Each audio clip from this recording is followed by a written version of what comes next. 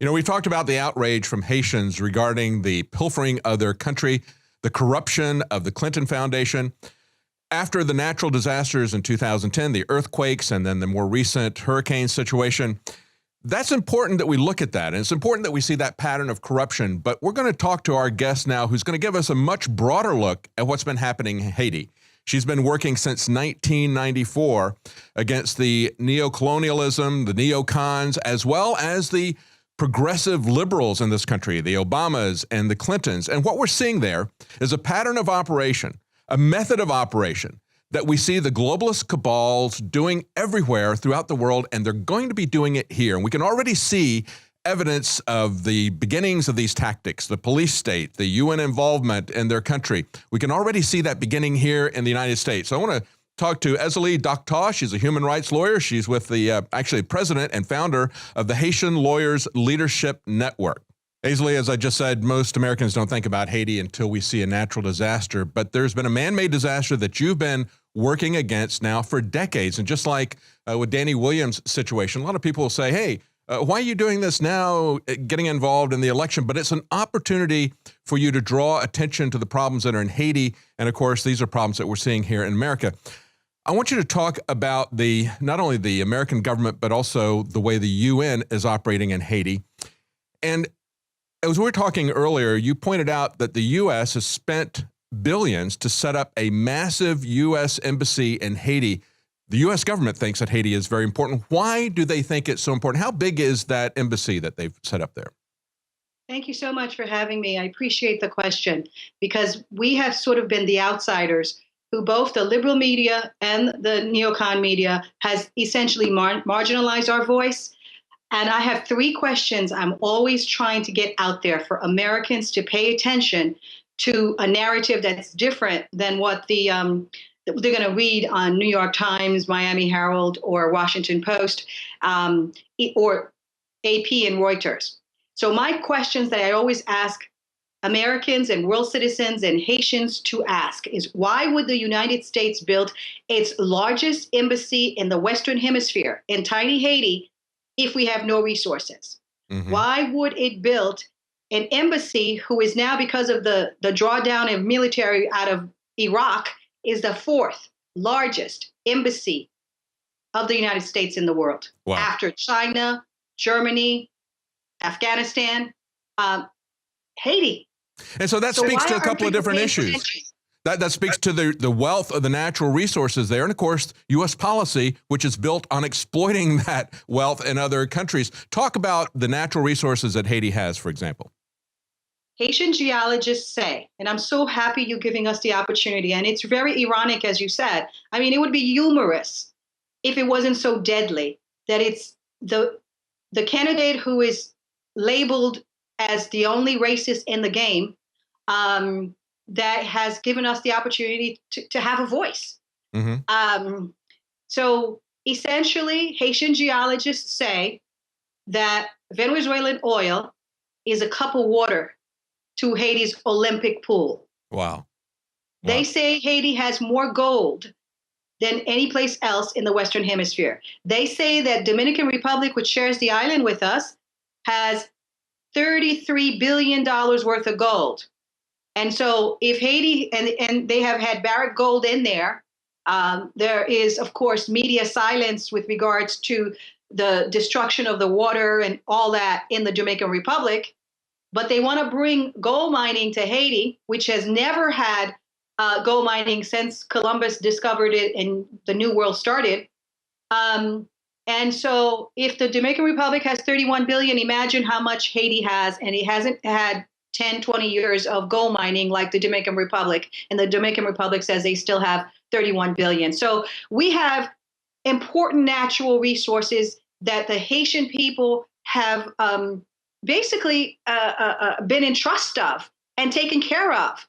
But now what you guys give the name to globalists, we call it the duopoly, the U.S. duopoly, along with the UN Security Council.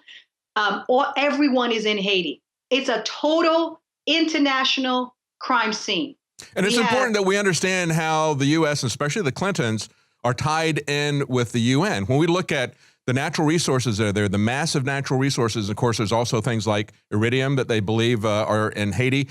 It's estimated by some that there's about $10 trillion worth of natural resources in Haiti. That would be about $10 million per Haitian that are there. And yet, Haiti is one of the poorest countries in the world. And it's because of the exploitation. We saw this in Libya, where Hillary and Obama went in and deposed Gaddafi. Why? Because he had a lot of oil. He had massive water resources in Africa, in the Saharan area.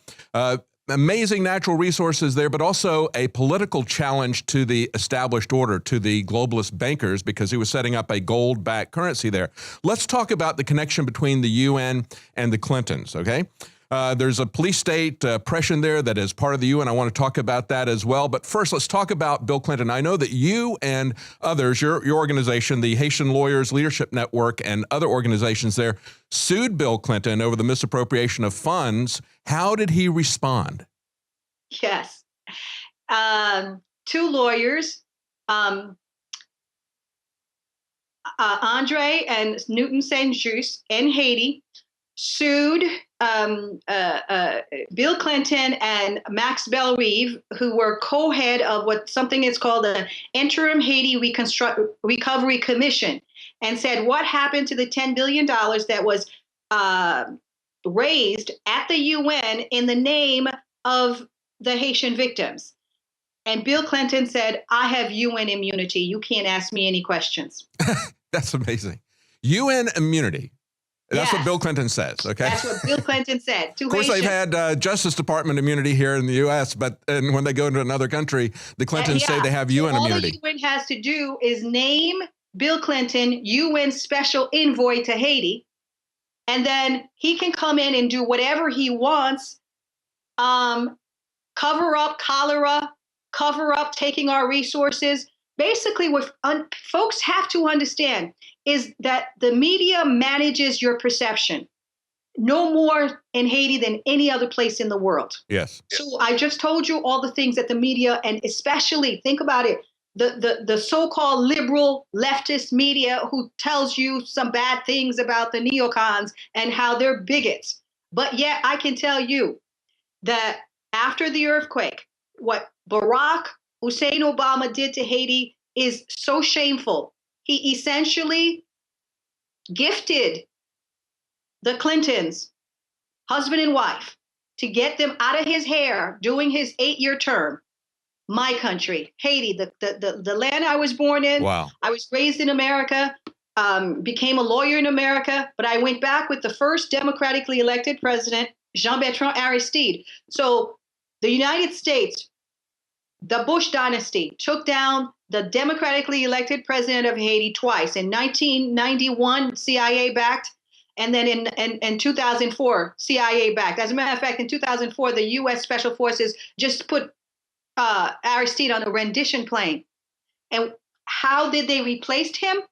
In 2010, Bill Clinton was at the UN as UN Special Envoy, and we certainly didn't have anything to do with it because Bill Clinton, all he did when he brought Aristide back was re-image another Kosovo type of issue. He re-imaged the death squads as civil society and gave the NGOs the PR of the NGOs as benevolent. But essentially, he forced Aristide, and that really made Aristide be disliked by a great number of people.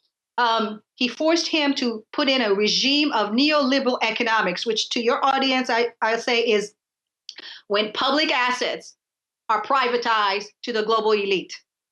So they privatized all of Haiti's resources to folks like the folks that are giving money to the Clinton Foundation, because the Clinton Foundation essentially is a money laundering scheme. It's the way they talk about Mr. Trump not paying taxes, but Mr. Trump says he doesn't pay taxes through a legal loophole. Yeah. Well, the way the Trumps don't, the Clintons don't do it is through their foundation. Yes. They pay their living expenses. They pay their flying expenses everywhere. Don't pay any taxes. They said at the UN, they raised $10 billion. That's Bill Clinton was in charge of that at the UN, and they had the World Bank as the depositor. And what happened to that money? At the State Department, Hillary Clinton supposedly $3.6 billion supposedly went to Haiti aid. And then you have the Clinton Foundation that says that they raised $30 million. So there were so many different funds in Haiti that were controlled by the Clinton family. And I'm going to just give you 4 of them. So the UN fund, which as UN Envoy, $10 billion, and it was money from the 192 countries at the UN who gave donor funds to help Haiti victims. Then you have the Clinton Foundation, who says it raised 30 million. Then you have Obama, who appointed Clinton and Bush in his first bipartisan success of his first term to be the earthquake people of Haiti. Now, Bush and all that money has just disappeared. No one knows where that money is. And like I said, when Haitians asked for an accounting, they told Bill Clinton, took the fifth essentially. And what they advertise is that their flagship Building Haiti Back Better is a sweatshop up in the north of Haiti where there was no earthquake.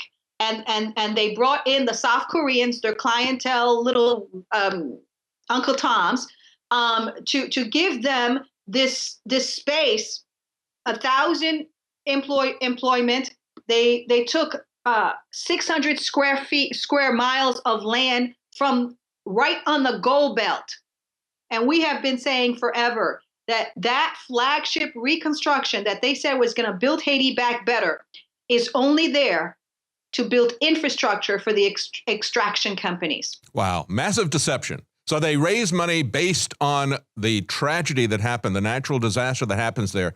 Then they use it to establish their operations, their profitable operations, their extraction of natural resources in an area that's not even affected by the earthquake.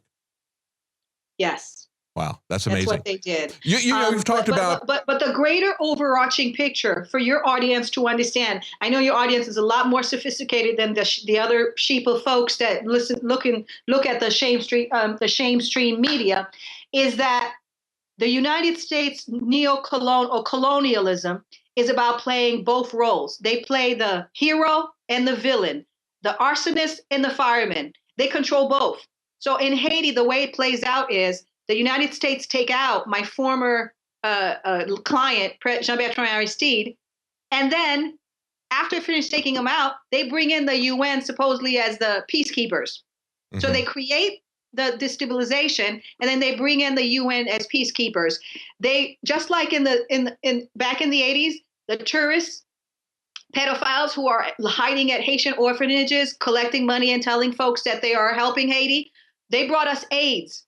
And then they brought us Paul Farmer NGOs with these watered down HIV medicine to make a name for themselves and become experts on Haiti and then live off of our pain. We say the liberals, the Democrats, all those folks masturbate on Black pain in Haiti, and no one is paying attention. Wow. So you've seen neocon coups, and you've seen the white do-gooder liberal progressives essentially, and we can include Obama as part of that because that's the whole ethos that he brings into that. Which is worse, in your opinion?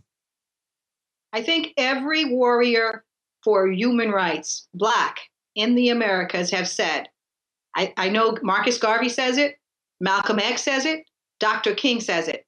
I'd rather deal with the KKK any day than the Clinton type of so-called progressive who put their hands around Black women at a church while they're destroying and incarcerating the Black community. Yeah. At least you know who your enemy is. If somebody comes to you, instead of stabbing you in the back. I prefer Donald Trump.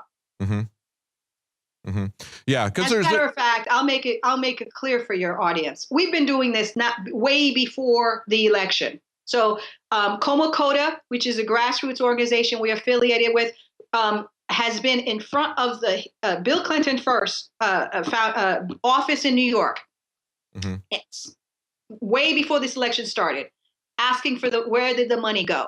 And then when Mrs. Clinton declared her presidency, saying indict Hillary, not just because of the monies You understand? Folks must understand it's not just the Clinton Foundation. It's the colonialism in Haiti. It's the warmongering for resources and then using Sean Penn and these colonial celebrity useful idiots to distract people and make folks feel good about America giving something to Haiti when in essence, they're taking everything away from us. Oh, absolutely. So and we've seen the same thing done in... Coda says, before the field was narrowed to Donald Trump, they said, if a dog is standing for election next to Clinton, vote for the dog.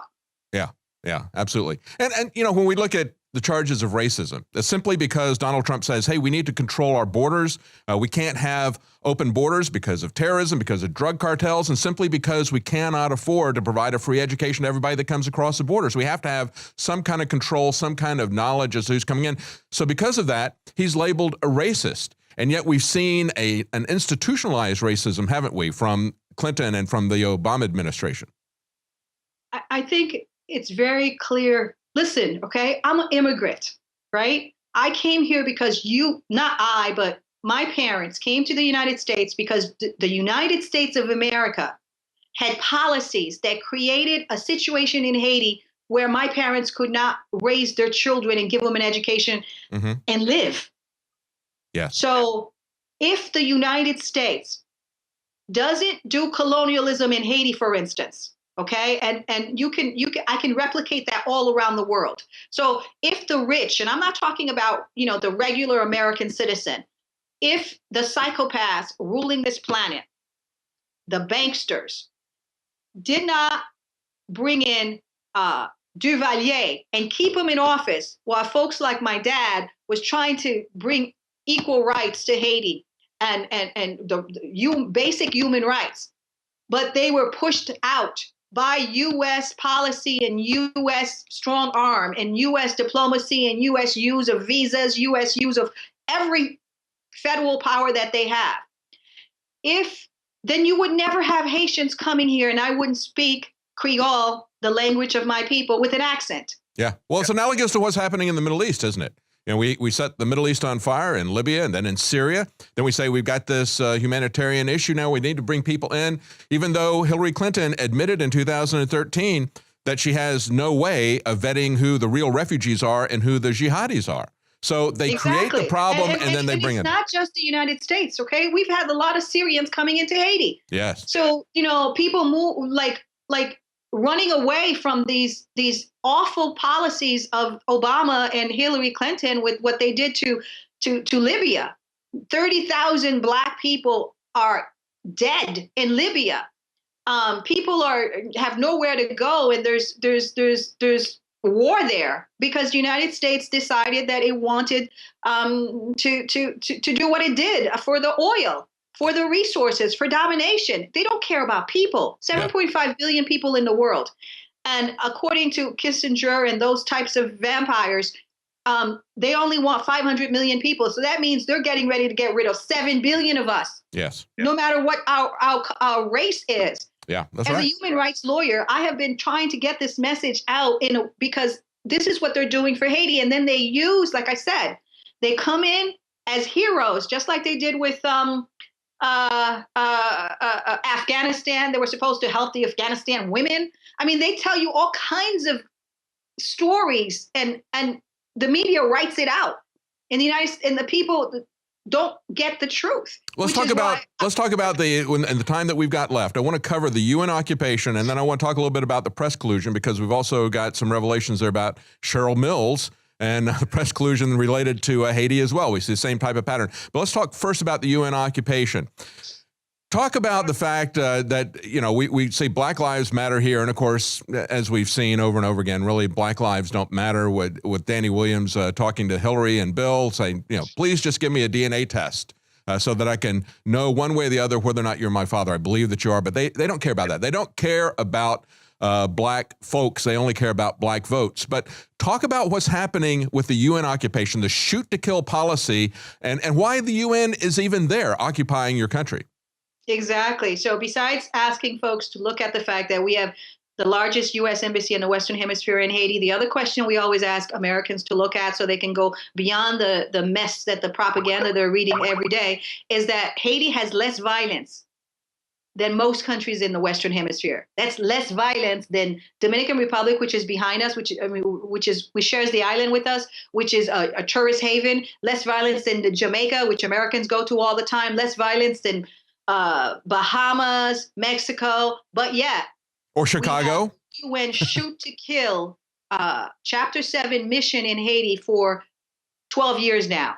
Wow. And they're supposed to give us stability, and yet they brought us a dictator and dictatorship with Michel Martelly, who is the candidate who didn't win the elections in Haiti, but who Hillary Clinton and Cheryl Mills doctored along with the OAS to give us a different result and put this man in. And let me tell you, Michel Martelly is a cross-dressing. He goes into, he was a former carnival king.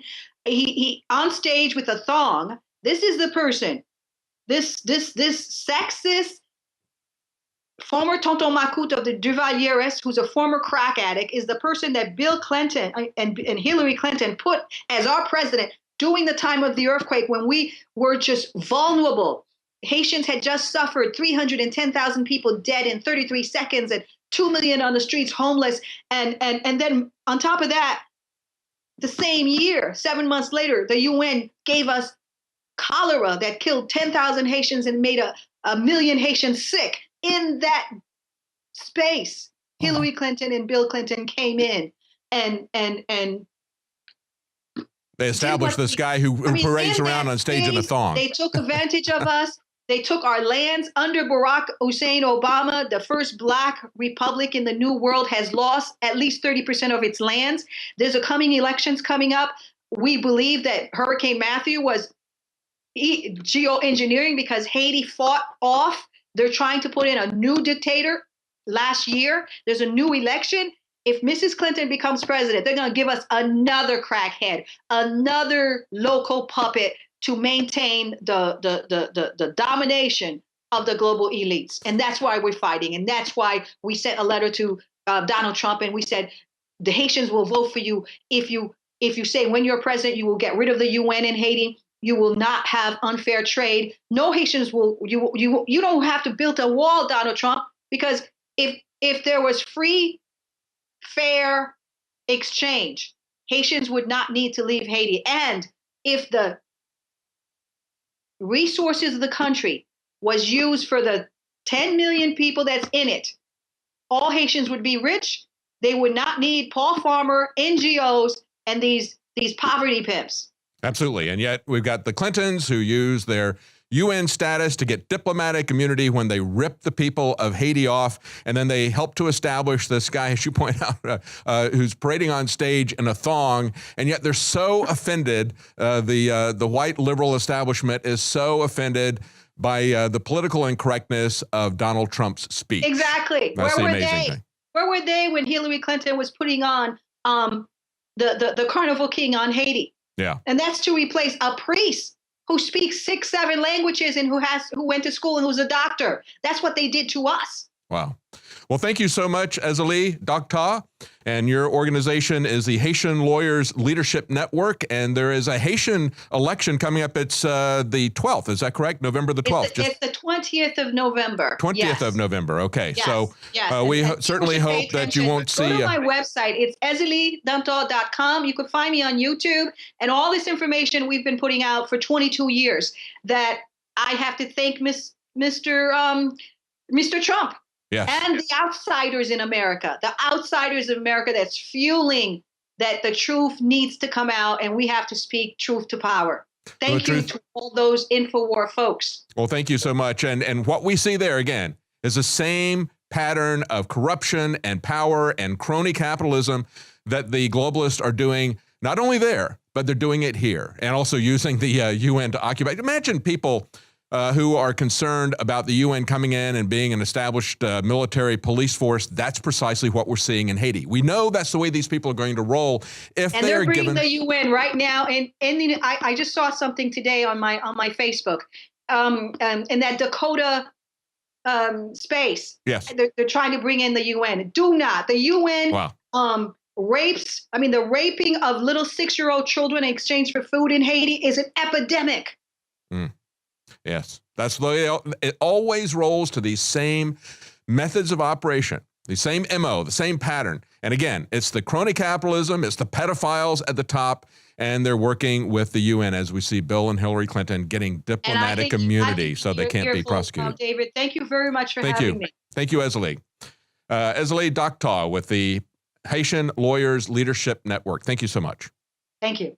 Again, what I hope you understand when you listen to this interview is that we have two different countries, two different peoples, and yet there is a globalist approach to oppress both of us that is the same tactic, the same pattern, the same method. And we've got elections coming up. November 8th is Tuesday. Hopefully that's going to be a check with Donald Trump against that, and their election is coming up November 20th. So let's hope that both the American and the Haitian elections are going to be a resounding defeat for the globalist exploiters of this world. David Knight for Infowars.com.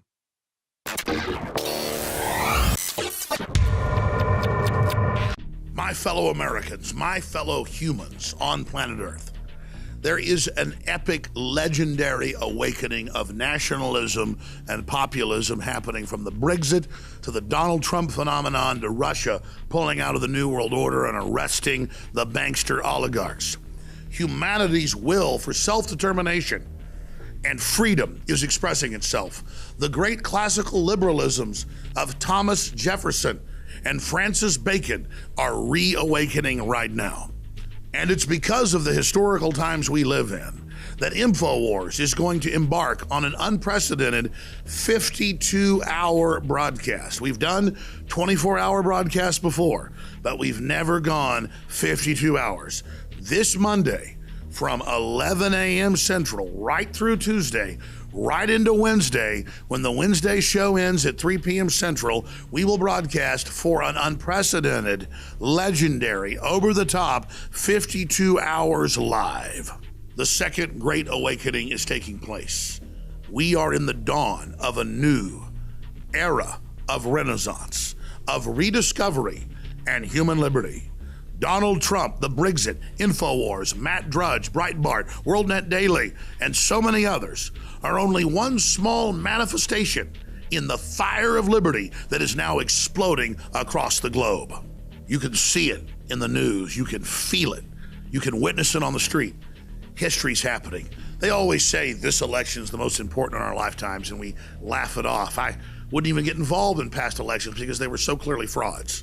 This one's the big kahuna. A clear demarcation line, a crossroads between nationalism and tyranny, between Americanism and globalism. That's why we're doing this one time and one time only, because history's happening. A 52-hour live transmission kicking off Monday, November 7th, 2016 at 11 a.m., running right through Election Day the 8th, into the night at 3 p.m. and quite frankly beyond. It's historical, and it's part of overthrowing the dinosaur media, not just overthrowing the two-party corrupt system. I want to see 10 million viewers tune in over the 50-plus hours, and that's where you come in. You are the heart and blood of the InfoWar. If you spread the link to Infowars.com/show and point out that this is the alternative new media, this is the rebellion, this is the modern Paul Revere operation, then all of you are riding right beside us, not behind us. So spread the word, my Paul Reveres, no matter where you live in the world. To information warfare arms, the globalists are coming, and they will be met on the field. Infowars.com, powered by 1776. Ladies and gentlemen, I've been on this the last few months. You probably noticed I've been more crazed, more focused, less brain fog, more energy, more special reports, and it's because of Brain Force. We kept changing this formula over and over and over again until it became sort of a grand puzzle. This just increases the compounds you already have. This is what you're actually designed to run on. You will find Brain Force, Survival Shield X2, and other game-changing products at InfoWarsLife.com or call 888-253-3139.